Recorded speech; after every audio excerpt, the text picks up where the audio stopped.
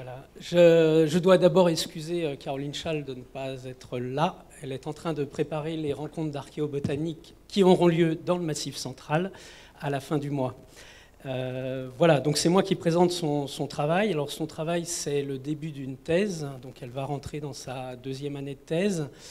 Et sa thèse concerne donc la mise en place d'une nouvelle approche, c'est la carpologie en milieu naturel. Donc on va essayer de voir l'apport de la carpologie pour une séquence particulière, c'est la séquence sédimentaire fluviale de la Meuse au cours de l'Holocène. Alors c'est une partie de sa thèse, puisque sa thèse va aussi porter sur de l'actuel dans le Jura, pour pouvoir faire la comparaison entre notre séquence qui va du Tardiglaciaire jusqu'à l'Holocène et l'actuel. Mais là, je vous présente la partie qui concerne le Quaternaire. Donc, en fait, Caroline est une carpologue pour l'archéologie. Et donc, nous allons mettre en exergue ce qui est intrasite de ce qui est hors site. Alors, les contextes hors site sont caractérisés par des dépôts sans apport avec l'activité humaine ou peu d'apport avec l'activité humaine. Les niveaux stratigraphiques ne recèlent aucune perturbation anthropique majeure, ni mobilier, ni trace de structure. Donc, dans ces contextes présupposés naturels, il importe de s'interroger sur les processus pédosédimentaires et paléoécologiques qui en découlent. Par contre, en contexte anthropique, l'information environnementale est considérablement biaisée par les apports humains de végétaux pour des besoins propres, comme l'alimentation, la construction, l'artisanat, le fourrage et les litières, etc. Donc, concernant la carpologie en milieu naturel, alors il y a plusieurs études ont été faites depuis longtemps en Hollande, en Amérique du Nord, en Norvège, mais également en France dans différents secteurs, je ne rentre pas dans les détails, mais souvent ça se fait sur une petite quantité de sédiments, en fait.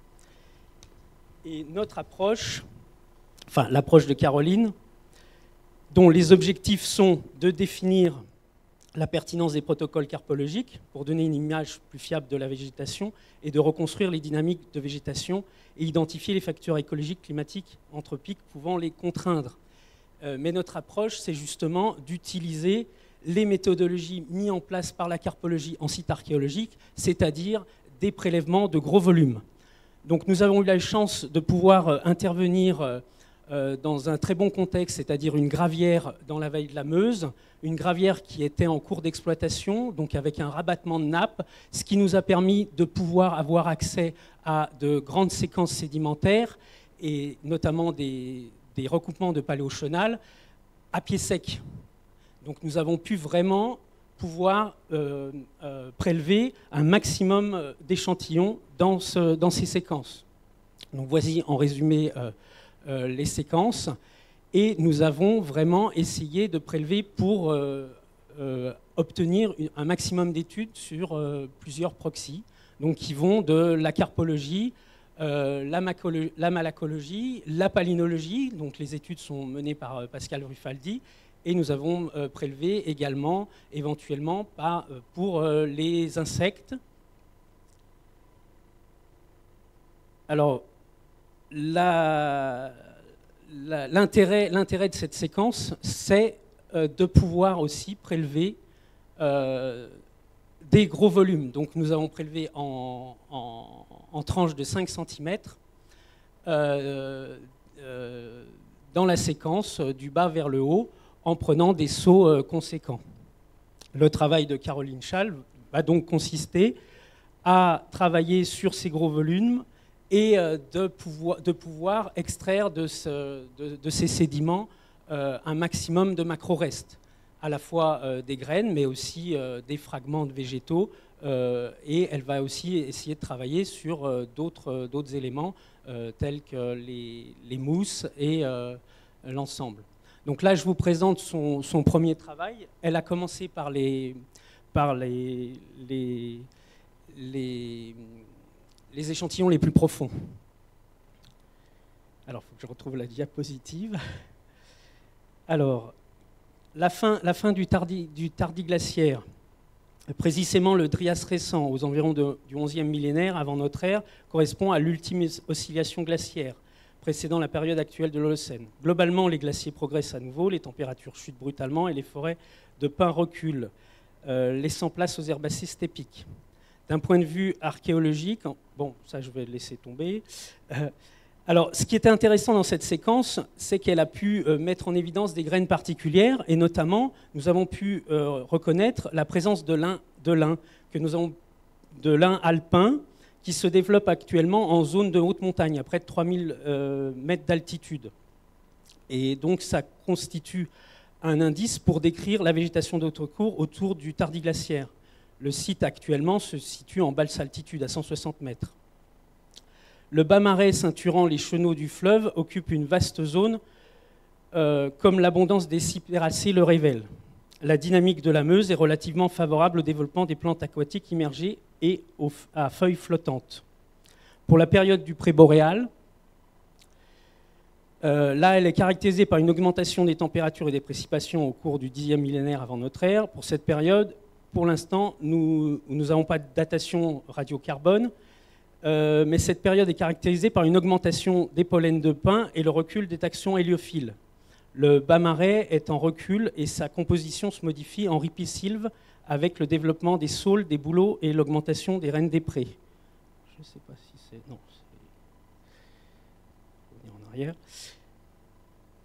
Pour le boréal, donc là, c'est la première chronozone de l'Holocène. Les calottes glaciaires régressent en direction du nord et les températures sont plus douces que précédemment. Au cours du 9e millénaire avant notre ère, les groupes humains du Mésolithique sont toujours dans une économie de prédation. Ça, c'est à voir. Les résultats montrent clairement le développement des noisetiers, caractéristique de cette période, accompagné de l'apparition d'autres taxons mésothermophiles, comme le chêne. Le pin régresse nettement et on observe une quasi-disparition des taxons héliophiles. Au cours du boréal, les données de la végétation du cours d'eau signalent une modification profonde. L'activité du fleuve est ralentie dans la zone d'étude, pouvant indiquer un déplacement des chenaux dans un secteur plus éloigné. Ensuite, ce qu'on met en évidence, c'est qu'il y a un hiatus, en fait, au niveau de l'Atlantique. Donc, alors, attendez, je suis un peu perdu. Dans son plan. Voilà, bon, donc on a un hiatus, alors je vais revenir, pardon. J'ai pu rater l'Atlantique.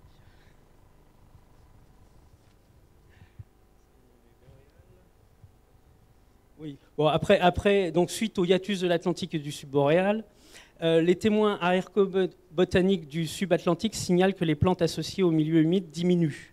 Les zones forestières, et tout particulièrement les lisières où se développent les plantes à fruits comestibles comme les noisetiers, les ronces, les sureaux et les fraisiers, sont en progression.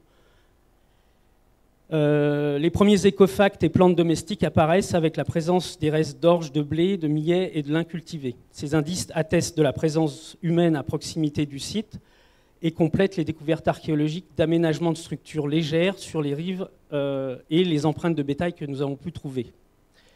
Voilà, en synthèse, donc la précision taxonomique de la carpologie, elle va accroître le potentiel de restitution détaillée de la végétation en place. La distance de dispersion des macro-restes végétaux, qui est relativement faible en comparaison avec les pollens, permet d'estimer avec plus de précision la structure végétative du milieu de la zone sondée. Et enfin, l'intégration des données carpologiques dans une analyse pluridisciplinaire permet d'ajuster les résultats de certains taxons qui peuvent être sous- ou surreprésentés. Donc du coup, la carpologie peut être un outil adapté pour améliorer les restitutions des évolutions locales de la végétation. Voilà. Et je vous remercie.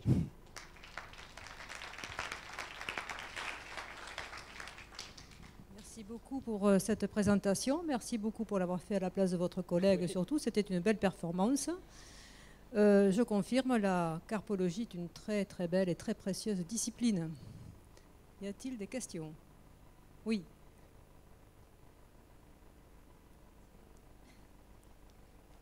Het est-ce que vous pourriez juste expliquer ce qu'est la carpologie? Parce qu'en fait, j'avais jamais entendu le terme. Ah, donc la carpologie, en fait, c'est l'étude des graines et des fruits. Voilà, c'est un terme générique. Et souvent, la carpologie, comme elle demande des grands volumes, et surtout la carpologie était beaucoup utilisée en archéologie, dans les structures, et ce qui permet de restituer l'alimentation des hommes. Et comme elle demande des grands volumes, et que souvent, dans les milieux, dans ce type de milieux, qui sont les fonds de vallée, on a souvent pas beaucoup de moyens d'avoir accès à des séquences dans lesquelles on peut prélever en gros volume, en fait. Oui. En effet, oui. Une autre question? S'il n'y a pas de question, moi j'ai une question sur le lin. Sur le lin. Ah, Oui. voilà, alors vous allez redire là, dans le public ce que vous m'avez dit tout à l'heure en privé. Voilà, bon, le lin, c'était un petit scoop qu'on a eu. D'ailleurs, bon, c'était une petite anecdote, puisqu'elle commence par les échantillons les plus bas, et puis elle me dit, écoute, j'ai trouvé des graines de lin. Je lui dis, t'es sûr que c'est du lin? Et elle me dit, oui, je vais le montrer à mes collègues. Elle montre aux collègues, et comme c'est des grosses graines de lin, la plupart de ses collègues carpologues qui travaillent en milieu anthropique lui disent, c'est du cultivé ça. Gros comme ça, c'est du cultivé. Alors elle me dit, écoute, on a du lin cultivé, voilà. Seulement ma séquence, moi, elle est bien datée. On a des dates radiocarbone faites sur branchette à 10 000 ans. Et alors, est-ce que c'est une pollution? Est-ce que ça serait un grain antique qui serait descendu dans ma séquence? Je lui dis, il n'y a pas de solution. Soit on a faux et c'est des graines de lin récentes qui sont descendues dans la séquence, et dans ce cas-là, cette partie de la thèse, on l'oublie, la séquence, elle est bonne à jeter. Soit j'ai raison, puis elle dit, c'est peut-être des pollutions. Je lui dis, moi, c'est quand même moi, vous m'avez vu en photo, c'est moi qui ai fait les prélèvements, j'ai bien nettoyé ma coupe, il n'y avait pas de lin poussant aux alentours, et donc j'ai quand même prélevé dans les règles de l'art. Et puis j'ai dit, il n'y a pas 36 solutions, donc on a demandé, c'est vrai que je n'ai pas dit que c'était financé par le conseil départemental des Ardennes, cette étude. Et donc j'ai dit au conseil départemental des Ardennes, est-ce que vous avez un peu d'argent, parce qu'il va falloir dater les dates. Donc on a sélectionné 3 dates, 3 graines de lin, je lui ai dit, tu me sélectionnes 3 graines de lin, on les a datées. Et la date, c'est 9930, plus ou moins 45 ans. Donc, bingo, on a du lin à 10 000 ans. Ah oui, non, c'est fantastique. Et c'est du gros lin. Et du coup, elle a recherché quel lin sauvage était avec aussi grosses graines. Et le lin, c'est les Alpes, en fait. C'est pour ça que je parle de lin alpin. Parce qu'on a du lin à aussi grosses graines sauvages dans les Alpes. Ok, je crois qu'on va arrêter là. On me dit oui, on me fait les gros yeux.